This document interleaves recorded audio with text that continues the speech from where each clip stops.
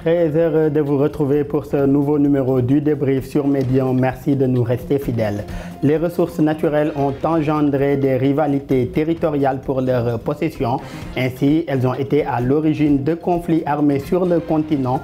Quel lien existe-t-il entre conflits armés et ressources naturelles? Quelles solutions face aux conflits liés aux ressources naturelles? Les réponses, ce sera en première partie d'émission. Investi le 4 octobre dernier, le Premier ministre éthiopien Abiy Ahmed va faire un second mandat de 5 ans. Déjà, il devra faire face à un ensemble de défis sécuritaires, politiques et économiques. Pour y arriver, il a déjà mis sur pied son gouvernement dont la défense a été confiée à un Tigréen. Est-ce une main tendue au Tigré?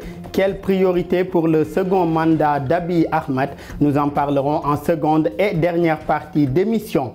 Et sur ce plateau, nous sommes avec M. Eliman Habib Kane. Vous êtes président de l'ex-Africa. Merci d'avoir accepté notre invitation. C'est moi qui vous remercie, M. Sow, pour votre invitation et très heureux de partager ce plateau avec un grand frère et de m'adresser à vos téléspectateurs. Tout le plaisir est pour nous, M. Kane. Nous avons un autre Kane en face de vous. Je veux bien sûr parler de M. Ibrahim Kane. Vous êtes analyste politique. Merci également à vous d'être ici sur ce plateau. Merci pour l'invitation et heureux d'être avec Eliman sur ce plateau. Et je démarre avec vous, M. Ibrahim Kane. En 2018, des études menées par l'Organisation des Nations Unies ont montré que plus de 40% des conflits armés internes de ces 60 dernières années ont été liés aux ressources naturelles ou bien sont liés aux ressources naturelles. Selon vous, qu'est-ce qui explique cela? Mais c'est l'attractivité, si je puis dire, des ressources naturelles dans l'économie mondiale. Le fait que l'Afrique soit regorgée de ressources naturelles, les conflits qui sont presque demeurés depuis les années 60 jusqu'à nos jours en Afrique sont des conflits qui ont lieu dans des pays qui sont richement dotés par la nature. Je parle pour le cas de la RDC, qui était l'ancien Zaïre, qui a connu la première intervention des Nations Unies en termes de mission de la paix. C'était lors de la crise du Katanga et qui a été provoquée par les puissances occidentales après l'indépendance du Congo pour gérer la partie la plus riche du pays qui était la province du Katanga et exploiter les richesses de ce pays. Un pays comme l'Angola est aussi connu pour être un pays très riche. Et vous avez vu la crise que ce pays-là a connue pendant au moins une trentaine d'années. La Sierra Leone également. Je peux continuer les exemples. Et donc, ça vous montre à quel point, quand un pays est riche, c'est peut-être aussi la source de son malheur, dans la mesure où l'instabilité devient la norme et ce sont les populations qui payent un lourd tribut, l'État n'existe pratiquement plus et les puissances étrangères, de même que les compagnies étrangères, continuent de tirer les ficelles par-ci, par-là et rendent la gestion du pays pratiquement impossible. Et cela affecte malheureusement non seulement la région où ce pays, dans laquelle ce pays se trouve, mais cela affecte aussi l'Afrique. Parce que depuis les années 60, l'Afrique ne fait que gérer des crises qui ont pesé lourdement dans son envol économique, dans la gestion de l'économie de beaucoup de pays, mais aussi dans la trajectoire que l'Afrique voulait se donner pour sortir ses populations de la misère, essayer de faire en sorte pour que le continent puisse jouer un rôle important dans les relations internationales. Tout cela n'est pas possible à cause de ces questions-là. Eliman, par rapport à cela, on a constaté qu'entre 91 et 99, selon le programme des Nations Unies pour l'environnement, un groupe comme le Front Révolutionnaire Uni a vendu entre 25 millions et 125 millions de dollars en diamants pour financer leur activité. Une aussi importante manne financière, autant pour moi. Par où est-ce qu'elle transite pour financer ces activités de rébellion et autres? Oui, c'est évident que le rapport est établi entre l'exploitation de ces ressources naturelles-là et le développement de certains mouvements armés, disons. Et on a vu pas mal de documents le prouver et même je pense que l'ancien président ou secrétaire plutôt de l'Union africaine, Jean Ping avait expliqué clairement comment un peu le trafic illicite des ressources naturelles était en train d'alimenter un peu les mouvements, les groupes armés qui étaient en Afrique après l'éclatement de la Libye et tout cela. Mais comment autant d'argent illimité peut arriver à circuler? Par quel canot en fait? Oui, par des canaux difficiles à cerner, mais qui sont connus. Hein.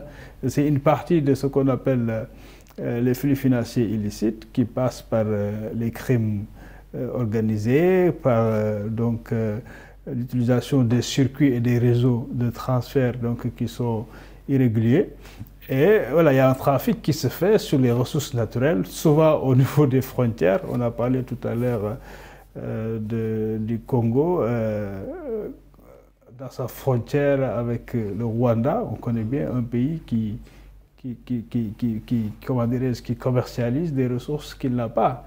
Et donc il y a des réseaux évidemment clandestins qui existent. Et si vous voyez les groupes armés de certaines rébellions qui existaient, restent un peu dans ces zones-là parce qu'il y a un trafic de ressources qui se fait. Alors donc ce qui nous amène à mieux comprendre ces différents types de conflits qu'il y a et qui sont liés aux ressources naturelles. Parce qu'il y a quand même des conflits qui donnent sur des sécessions comme le Katanga, comme d'autres situations qui sont connues. C'est parce qu'il y a des ressources qui sont concentrées géographiquement dans une localité. Et souvent, donc, une élite locale s'organise pour essayer de capter ces ressources-là, ce qui provoque des situations de sécession. Par ailleurs, c'est tout simplement des rébellions parce que c'est des ressources qui sont beaucoup plus diffuses, ne sont pas concentrées, éparpillées, mais qui ont une très grande valeur d'échange, comme le diamant, l'or, etc. Donc, vous avez parlé de Sierra Leone, par exemple. Donc là, c'est plutôt des rébellions qui s'organisent parce que c'est tout simplement des groupes qui essaient de capter ces ressources-là.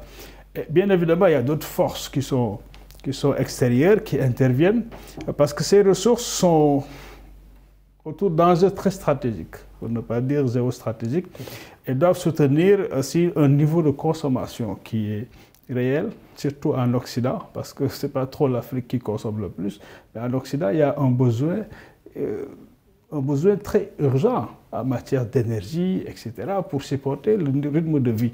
Donc, il faut aller chercher les ressources là où elles sont.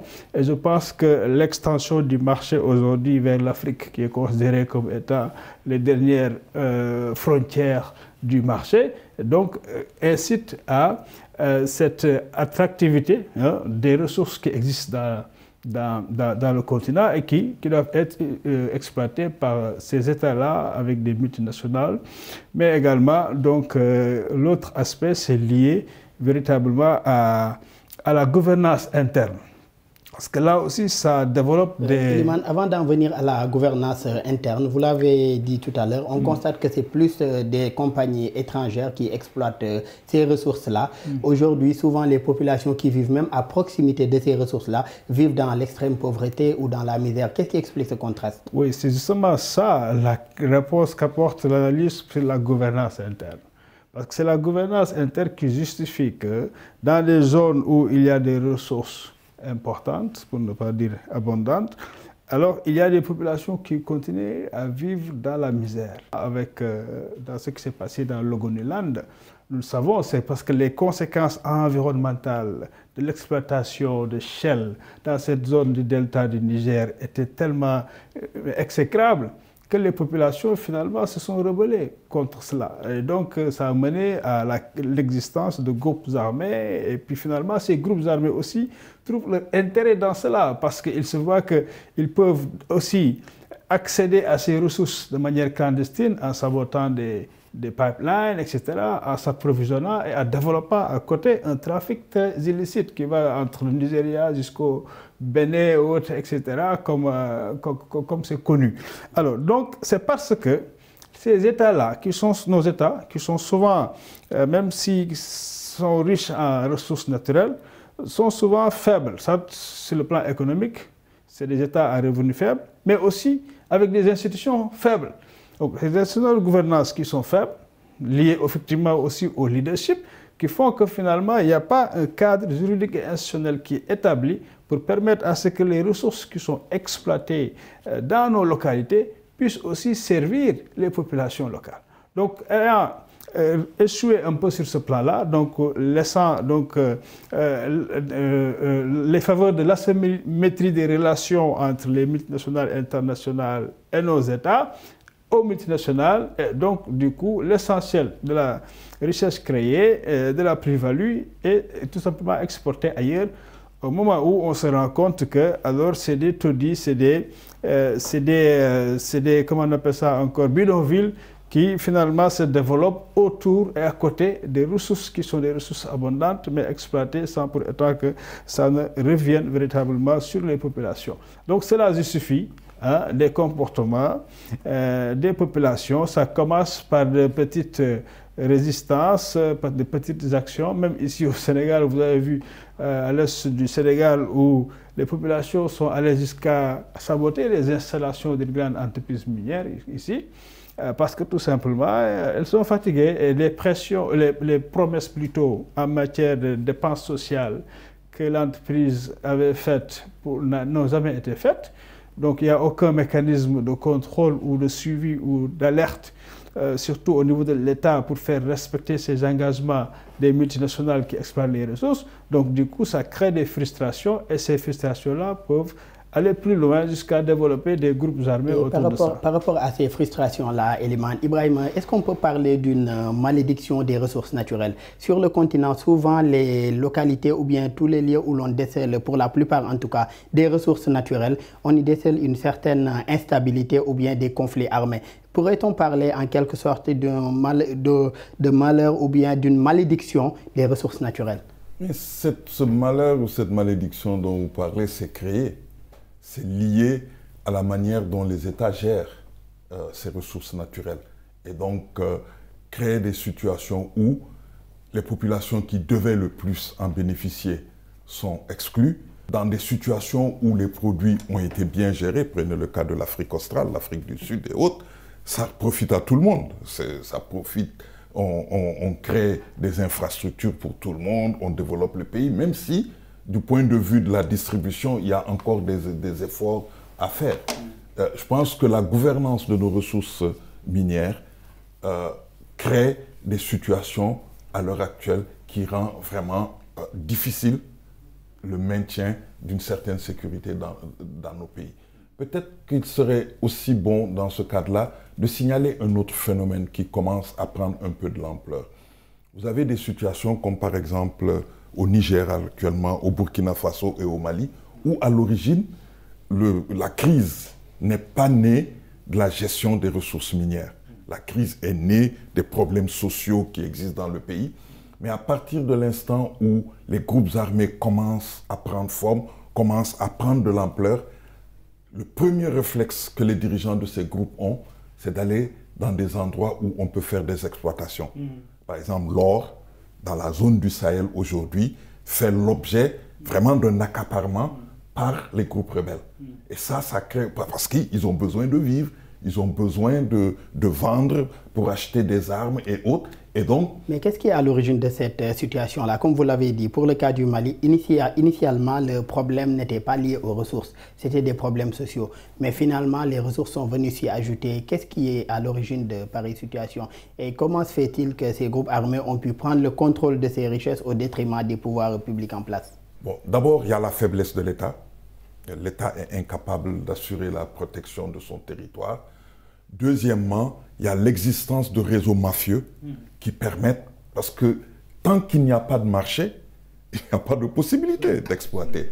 C'est parce qu'il y a des marchés parallèles, c'est parce qu'il y a des possibilités d'enrichissement, il y a des possibilités de vendre ces produits que l'on arrive maintenant à développer ce genre de trucs. Dans la région du Sahel, on a parlé de l'or, parce que c'est l'or qui était présent, mais même si vous prenez la crise casamançaise, c'était la drogue.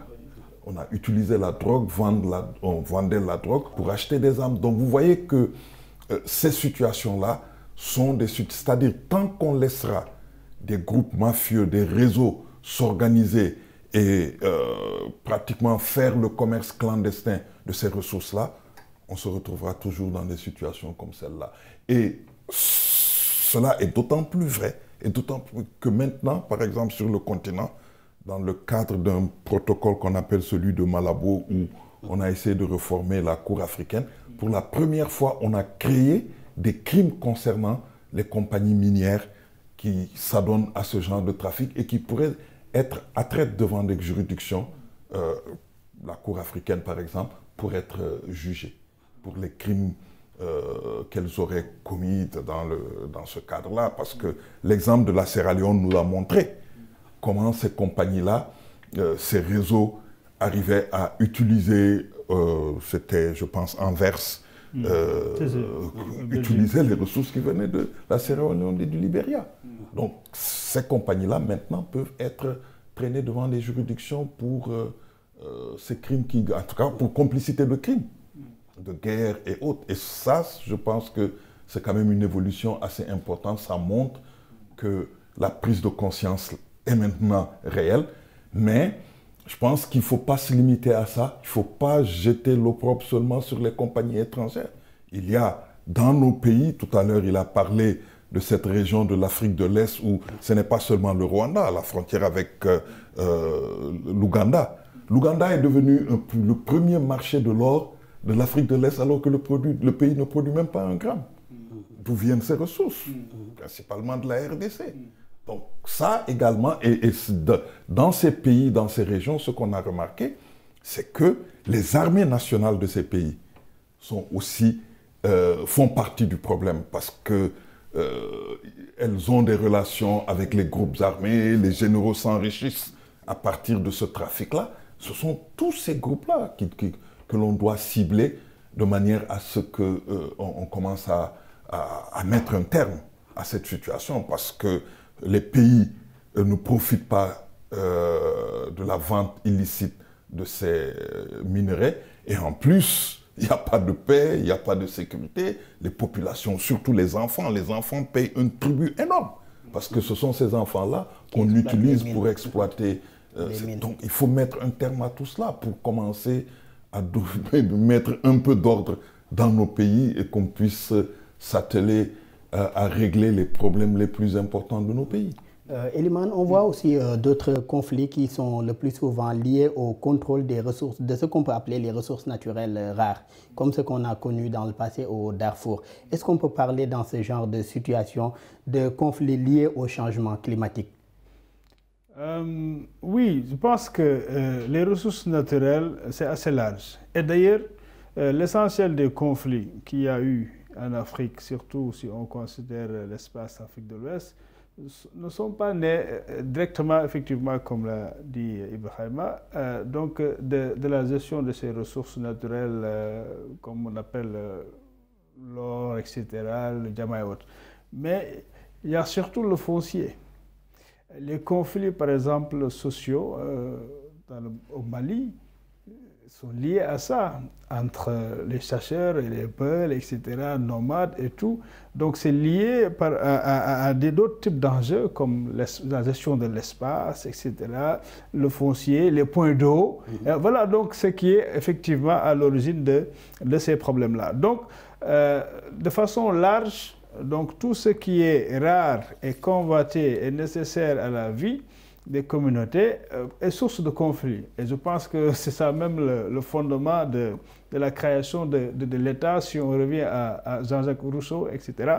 Et donc je pense qu'à ce niveau-là, effectivement, il faut une perspective plus large, ne pas dire que c'est seulement les ressources énergétiques aujourd'hui très prisées qui sont à l'origine de ces conflits, mais tout ce qui contribue à la gestion, à l'équilibre en tout cas de l'espace et à la cohabitation des différents groupes qui ont des habitudes différentes et qui ont besoin de ces propres ressources-là, il y a une nécessité de réguler tout ceci. Et je pense que c'est pour ça que d'ailleurs, aujourd'hui, les perspectives, par exemple, de régler les problèmes au Sahel, c'est de dire aux protagonistes, surtout à ceux qui aident nos États à le faire, qu'il faut des solutions plutôt endogènes que des solutions militaires. Je vous prends au mot par rapport à ces solutions endogènes. Oui. Pour ce qui est de l'exploitation, par exemple, de nos mines, on constate que ce sont souvent des sociétés étrangères qui le font, qui assurent l'investissement, que ce soit de l'exploration à l'exploitation. Et au final, nos pays n'y gagnent qu'une part symbolique, en fait. Comment arriver aujourd'hui à ce que nos États puissent exploiter eux-mêmes ces mines et en gagner une part, en effet, conséquente, que le commun des populations puisse se sentir concerné par ces ressources? Une question très intéressante et très actuelle, d'ailleurs, en termes surtout par rapport à la réflexion que de plus en plus nous menons en Afrique.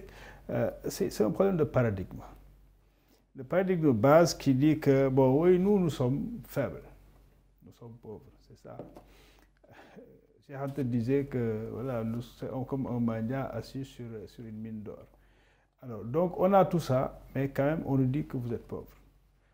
Ces ressources que vous avez, pour les exploiter, il faut que vous allez travailler avec d'autres. Ceux qui ont le capital, l'argent, etc., les multinationales ou bien les États forts. Donc, c'est ce paradigme de base qui changer ce paradigme-là? Voilà, qui justifie tout ce qui se passe. Donc, ce qui veut dire quoi? C'est que nous, nos véritables défis, surtout en Afrique, par rapport à la gouvernance des ressources naturelles, c'est le défi de la planification. Nous ne planifions pas jusqu'à présent comment nous allons exploiter nos ressources et les mettre au profit du développement des Africains d'abord. Ce qui se passe, c'est que c'est le marché qui organise tout. Alors, quand le marché a besoin de ses ressources, le marché s'intéresse à nous. Il vient, il dit voilà, il faut qu'on exploite, etc. Ce sont les détenteurs des capitaux qui vous disent que voilà, qu'est-ce que vous avez comme ressources, parce que nous n'avons pas les capacités nous-mêmes de mener la ressource nécessaire pour connaître nos propres ressources et pour pouvoir, sur cette base, organiser notre capacité de négociation par rapport aux autres. Non, tous les termes de la négociation sont fixés par nos vis-à-vis qui sont en réalité, on les appelle partenaires, mais voilà, ce sont ceux-là qui viennent vraiment exploiter et profiter le maximum. Ce qui nous amène jusqu'au type de contrat qu'on signe. Regardez la plupart de nos États. C'est rare où tu peux trouver une politique sur les ressources naturelles. Au Sénégal, il n'y en a pas. Par contre, il y a des codes. On parle même de codes communautaires, etc. Donc, on organise comment on exploite les ressources, mais on oublie d'organiser comment on mène une réflexion stratégique sur ces ressources pour dire comment nous allons les utiliser et surtout quel type de développement nous voulons en Afrique. Est-ce que nous avons besoin de faire comme l'Occident, qui ont profité, c'est vrai, du pétrole à un moment donné, qui ont profité de la révolution industrielle qu'ils ont eu à faire, etc. Mais aujourd'hui, 2 siècles ou pas plus après, est-ce qu'en Afrique, on a besoin de passer par le même chemin où ils sont passés? Non, parce que nous, on est quand même dotés par ailleurs d'autres types de ressources. Mais on ne va pas faire la guerre pour le soleil. Il est présent tout le temps ici, mais qu'est-ce qu'on a fait depuis?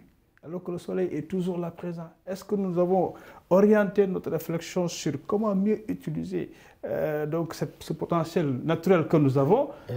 Ibrahima, Elimane parle du soleil, mais je parlerai d'une autre ressource qui souvent fait l'objet de conflits entre États. Là, on ne parle plus de conflits armés, mais on parle de conflits entre États, liés surtout aussi à l'exploitation de ces ressources naturelles-là. On a récemment le cas du Kenya et de la Somalie pour la question du tracé de leurs frontières maritimes.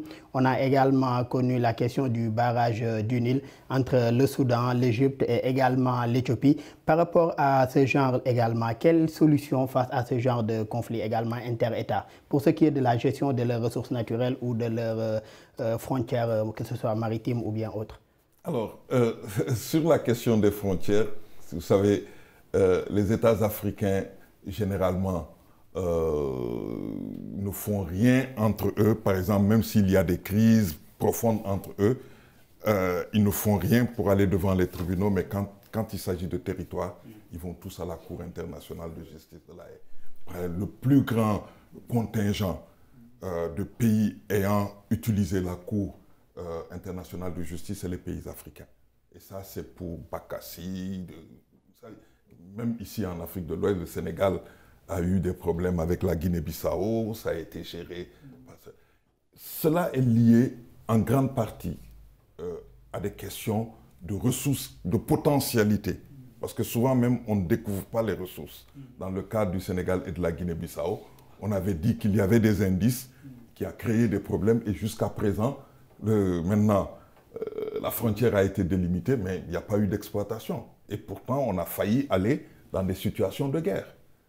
Entre le Mali, on avait même parlé de la guerre des pauvres, là, le Mali et le Burkina Faso, entre le Niger et le Burkina. Mais je pense que derrière tout ça, il y a la volonté des États de dire que plus le territoire est grand, plus on a énormément de possibilités pour avoir des ressources. Alors que ce n'est pas le cas. Tout à l'heure, quand Eliman expliquait, je voulais juste ajouter un élément, c'est que une chose, c'est d'avoir des ressources. Une autre chose, c'est de valoriser ces ressources pour la production nationale. Prenez le cas de la bauxite en Guinée. La bauxite, ça permet d'avoir de l'aluminium. Mais la Guinée ne fait qu'exporter le minerai sans pour autant, depuis que la Guinée existe, est le premier producteur mondial. Le premier producteur mondial de bauxite, tout à fait. On ne produit pas, on ne transforme pas la bauxite en Guinée.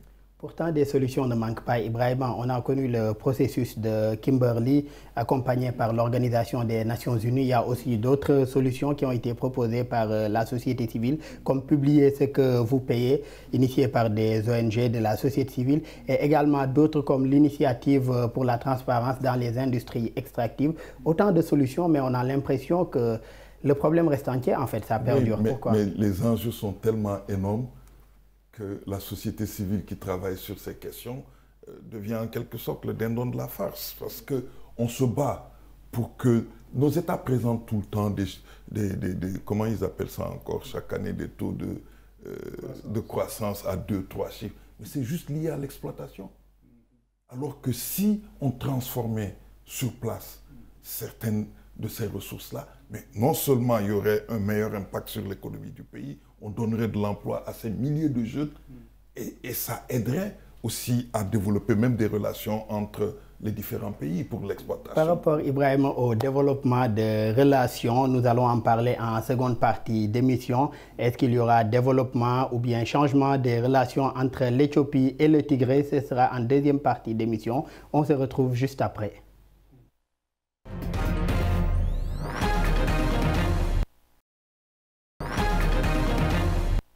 De retour sur ce plateau pour le second numéro du débrief. Nous commençons avec vous, Eliman Kane. Le ministère éthiopien de la Défense est revenu à Abraham Beley, originaire de la province du Tigré, mais jugé proche d'Abiy Ahmed. Quelle analyse faites-vous de cette nomination-là?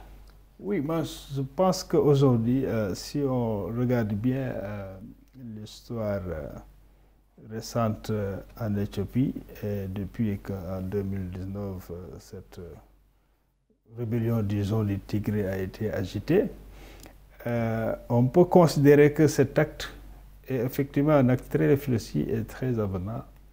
Parce que le fond du problème, en réalité, c'est que dans ce pays-là, bon, depuis d'ailleurs la chute de Haïlé Sélassié, c'était l'élite, surtout militaire, venue de cette partie du Tigré qui occupait en fait le leadership dans le pays. Jusqu'à très récemment, et je pense que quand le Premier ministre est venu, les premiers actes qu'il a posés, c'est essayer, bon, c'était appelé ça des purges, de faire la purge, un peu, de changer un peu cette donne-là pour équilibrer.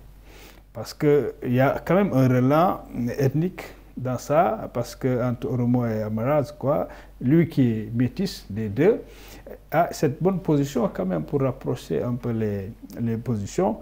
Mais en fait, je pense que la lecture qu'on faisait justement, c'est que pour avoir écarté un certain nombre de dignitaires qui sont restés pendant longtemps au niveau du régime éthiopien, c'était normal pour essayer de redresser la barre de tendre la main en ramenant quelqu'un au sein de l'armée, surtout que cette rébellion de l'armée au niveau de Tigré, c'était des officiers qui ont déserté de l'armée éthiopienne, donc ce qui leur donnait une certaine puissance de résistance, etc. Donc je pense que le fait de prendre quelqu'un de la région et de lui donner des responsabilités, c'est aussi tendre la main pour aller vers un apaisement, vers une réconciliation, et calmer les jeux un peu, comme il a voulu le faire. L'autre partie n'a pas suivi parce que quand même il avait donc installé un cessez-le-feu unilatéral que les autres n'ont pas suivi et en ont profité d'ailleurs pour reprendre un peu certaines localités qui étaient reconquises par l'armée éthiopienne. Donc c'est une façon, à mon sens, d'orienter le jeu vers plus d'apaisement et d'équilibre dans ce pays-là qui en a besoin parce que l'Éthiopie représente beaucoup pour nous les Africains. C'est vrai que c'est un pays avec une histoire guerrière qui a triomphé des colons, on se rappelle de l'Italie à l'époque, qui est resté non colonisé, qui en fait par ce symbole aujourd'hui représente le lieu de la renaissance africaine et de l'Afrique libre, ce qui justifie par ailleurs que l'Union africaine, l'OIA avant, soit domiciliée là-bas. Et donc c'est un pays qui est important pour nous, ne serait-ce que sur ce plan symbolique, mais également sur l'observation qu'on a fait de l'évolution récente, parce que Meles Zenawi, l'ancien Premier ministre, avait quand même ouvert ce pays, disons, au marché, ce qui explique un peu les changements qu'il y a eu. Et lui, le nouveau Premier ministre, a quand même renforcé cette ouverture-là et appelé les capitaux étrangers pour régler des problèmes d'emploi qui existaient, même si jusqu'à présent, il y a le sous-emploi, mais vous voyez toutes ces entreprises chinoises qui s'installent là-bas. Donc je pense que sur le plan économique, l'Éthiopie s'était redressée et changé de l'image de la famine qu'on avait dans les années 80 de ce territoire-là. Et donc aujourd'hui, il y a un besoin de régler cette crise. Et je pense que les intellectuels même se sont prononcés sur ça. On a besoin de régler cette crise par rapport à cela. On a l'impression, entendre Eliman, on a l'impression aussi qu'il y a une certaine guerre d'ego entre les dirigeants du Tigré et le Premier ministre Abiy Ahmed. Mais est-ce que cela ne ressemble pas aussi pour lui à une façon de se donner une certaine image aux yeux de l'opinion internationale? Parce qu'il faut signaler aussi qu'il est très critiqué aux yeux de l'opinion internationale pour sa gestion du conflit avec le Tigré. Alors, s'agissant du conflit, le conflit, comme tout conflit d'ailleurs, est horrible, mais le conflit a donné lieu à des crimes. Juste avant la nomination d'un nouveau gouvernement, il y a une dame, l'ancienne ministre de la Femme, qui a démissionné. Et qui a démissionné en expliquant en partie qu'elle a démissionné que parce qu'il y avait des actes qui ont été posés qui allaient à l'encontre de ce qu'elle croyait en tant que femme comme valeur. Donc ça veut dire que l'armée éthiopienne est coupable d'avoir commis des crimes. On cherche d'ailleurs à faire... tout comme son allié de l'armée érythréenne qui a également été cité. Voilà, ils sont là-dedans. Et actuellement, on est en train de faire des enquêtes, mais ces enquêtes piétinent parce que le gouvernement éthiopien ne veut pas que les enquêtes soient indépendantes. Ils ont demandé, le Haut Commissariat aux droits de l'homme a voulu mener des enquêtes. Ils lui ont demandé de faire les enquêtes avec la Commission éthiopienne des droits de l'homme. Et jusqu'à présent, on n'a pas de résultats. La Commission africaine des droits de l'homme est en train de mener aussi ces enquêtes, mais l'Éthiopie lui refuse pratiquement l'accès de cette partie du Tigré pour des raisons que vous savez. Alors, dire que en nommant un Tigréen, il veut la paix, j'en doute. J'en doute pour la bonne et simple raison, c'est qu'hier, ils ont commencé déjà encore les combats au niveau du Tigré, justement, parce que Abiy veut reprendre la capitale du Tigré pour montrer qu'il est le chef et que le Tigré fait partie intégrante de l'Éthiopie. Alors que tout le monde sait qu'il lui sera difficile avec l'armée qu'il a, parce que même après la défaite, parce que vous avez parlé tout à l'heure du cessez-le-feu, ce cessez-le-feu est consécutif à une défaite de l'armée éthiopienne. sur le terrain. Ils ont perdu la ville de Mekele, ils ont perdu du terrain, et c'est en ce moment-là qu'il a demandé un cessez-le-feu pour peut-être sauver les apparences, et même demander à la population, parce qu'on estime à 100 000 le nombre de recrues depuis par l'armée éthiopienne pour faire face à la situation. Donc militairement, Abiy n'est pas bien assis. Politiquement, il a organisé des élections, mais des élections qui n'ont même pas pu se dérouler sur la totalité du territoire. En pays Afar, il n'y a pas eu d'élection, en Tigré, il n'y a pas eu d'élection, et même sur le reste du territoire, la partie la plus importante, en Oromia, il y a eu beaucoup de contestations et l'élection n'a pas eu lieu dans une bonne partie de ce territoire. Donc, c'est une sorte de victoire à la Pyrrhus qu'il a eue pour continuer à gérer. Abiy, à mon avis, n'a pas d'autre choix que de chercher à trouver une solution satisfaisante à la crise de l'Éthiopie, parce que l'Éthiopie est un État à part en Afrique. Le système qui a été créé après la victoire sur le Derg était un État fédéral, mais un État fédéral ethnique. Chaque État fédéré avait une ethnie dominante, et c'était l'ethnie dominante qui gérait le pays. Est-ce que cela aussi n'a pas été un problème par rapport à la situation qu'on connaît Oui, mais actuellement, c'est pourquoi je dis il y a nécessité, je donne cette description pour montrer qu'il y a nécessité de redéfinir la fédération.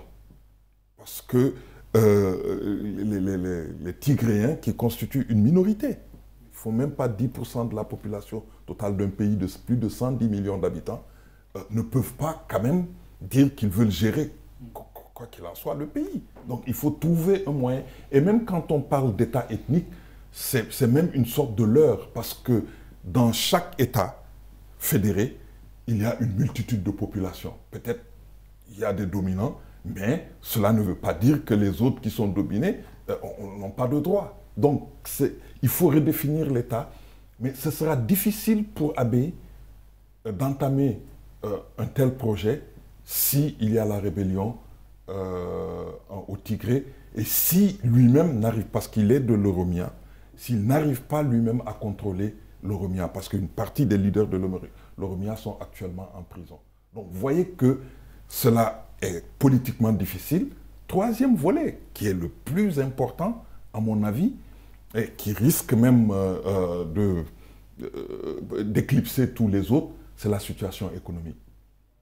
Mélès avait conçu une approche développementaliste, faire de l'Éthiopie un vrai entrepôt dans la route de la soie chinoise.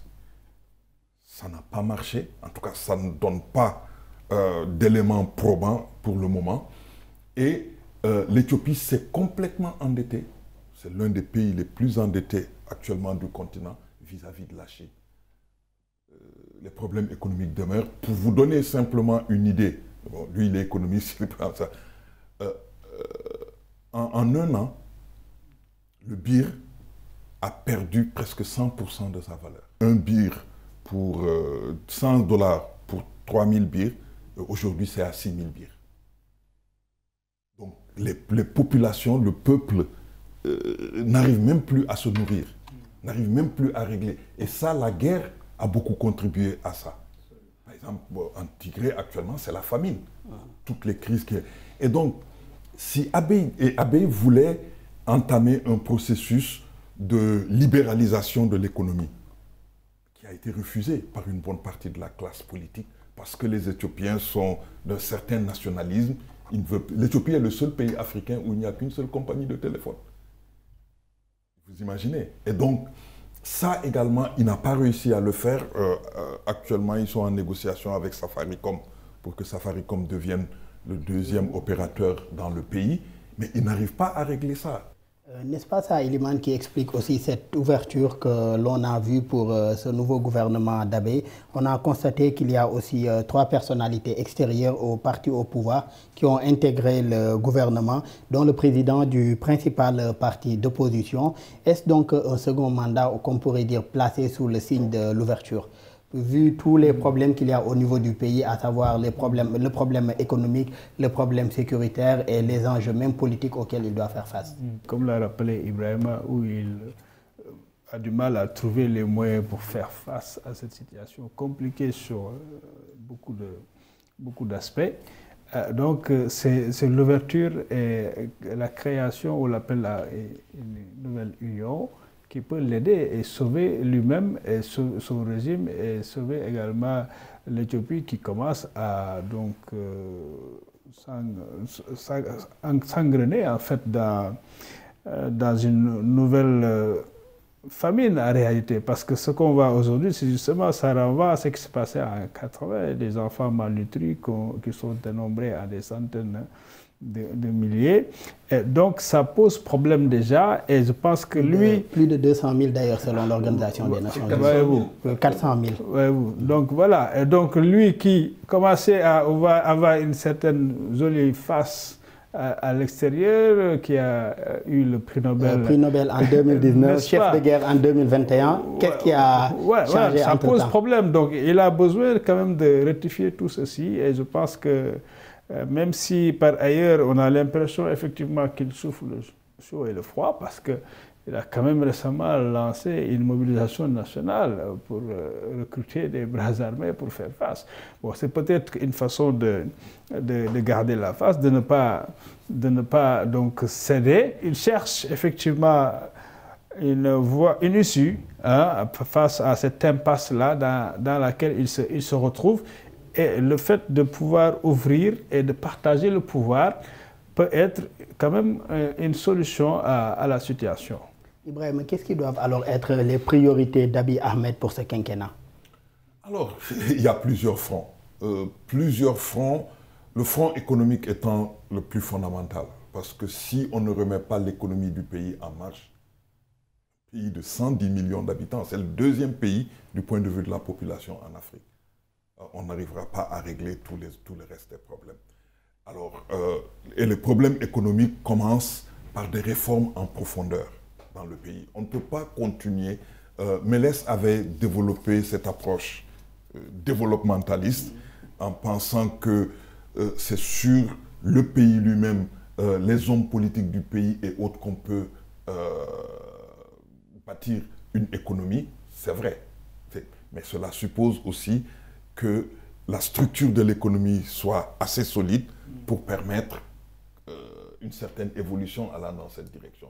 Mais il avait misé sur la Chine, ça n'a pas marché pour plusieurs raisons, et maintenant il se retrouve avec une dette colossale que le pays doit payer, notamment la dette qui a été contractée pour bâtir le barrage.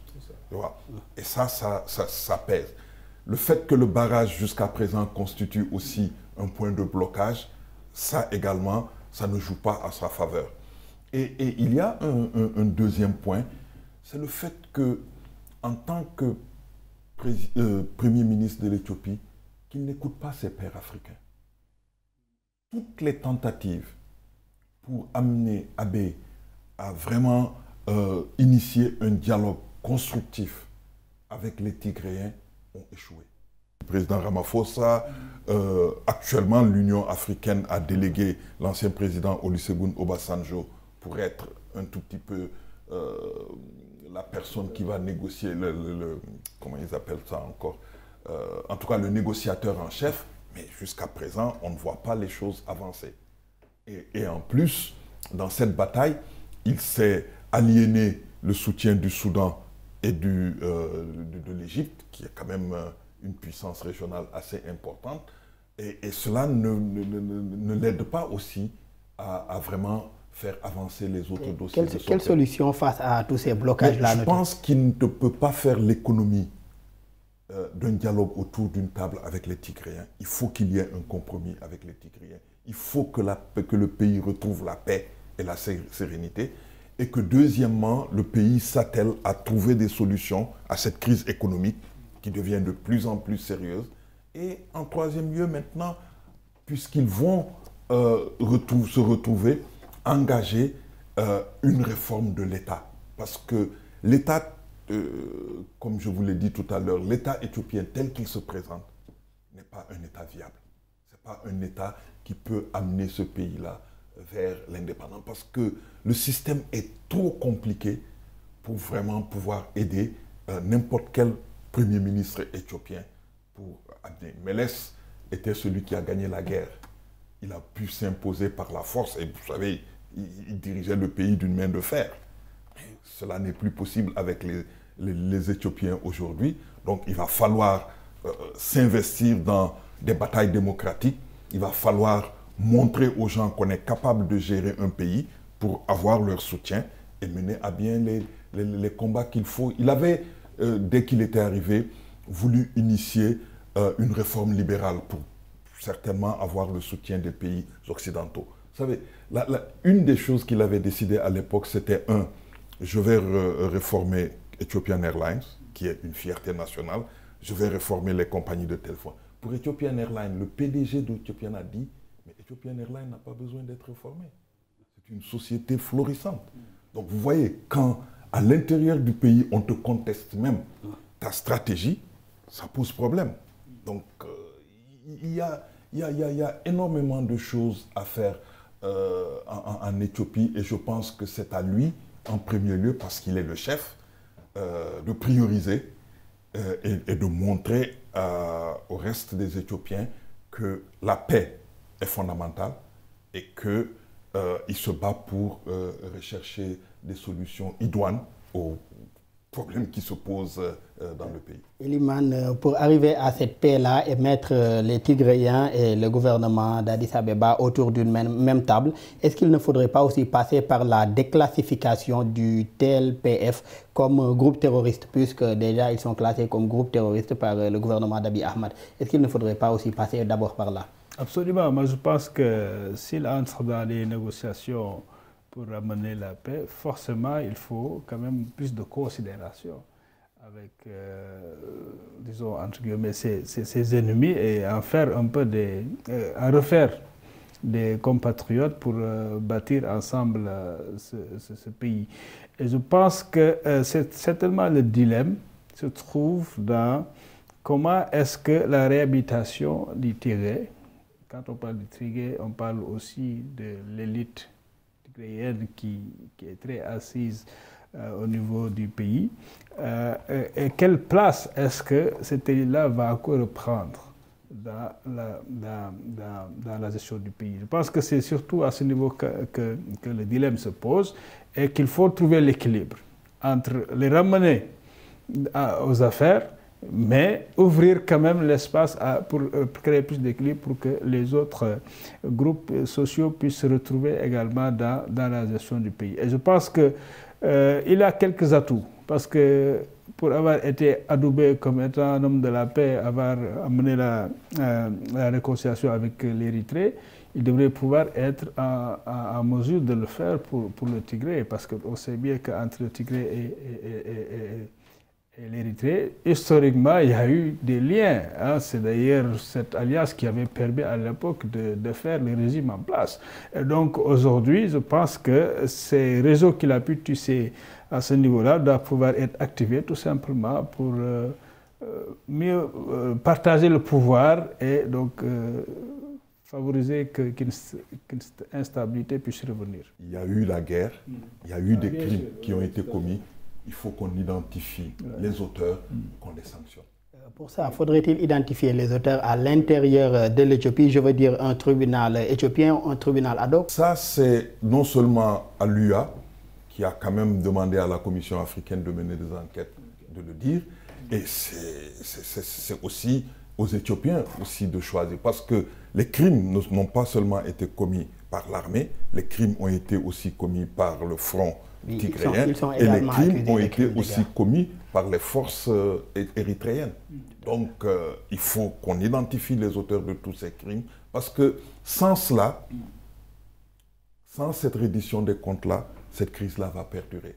Ils vont peut-être se retrouver autour d'une table, discuter, accepter formellement une réconciliation, mais elle ne sera pas une réconciliation vraie. Mais est-ce que cette reddition des comptes-là ne risque pas aussi d'être un nouveau blocage encore par rapport à ce conflit-là au niveau du Tigré? Je ne pense pas. Je pense que cette reddition des comptes montrera que, aussi bien Abbé que les Tigréens acceptent que des crimes ont été commis et qu'on sanctionne les auteurs de ces crimes. Et qu'il faut tourner cette page-là une fois que les sanctions ont lieu et ouvrir une nouvelle page de l'histoire du pays qui est une page de collaboration, une page de redéfinition des rôles des uns et des autres. Parce que dans cette crise aussi, comme l'a dit tout à l'heure Eliman, une des choses que les Tigréens reprochent à Abbé, c'est d'avoir, sous prétexte de lutte contre la corruption, pratiquement embastillé toute la communauté économique tigréenne qui contrôlait l'économie. Et ça également, il faudra qu'on trouve des solutions à cela. Et une organisation comme l'OMS s'inquiète de la situation sanitaire au Tigré face à ce qu'elle qualifie de blocus humanitaire de facto. L'OMS parle même de malnutrition. Eliman en a parlé tout à l'heure. Plus de 400 000 enfants qui sont mal nourris au Tigré, d'un système de santé à terre et d'un risque même de famine. Que pensez-vous de cette situation décrite par l'agence onusienne et la partagez-vous? Cette situation, pour les éléments qu'on sait de la guerre, elle est possible.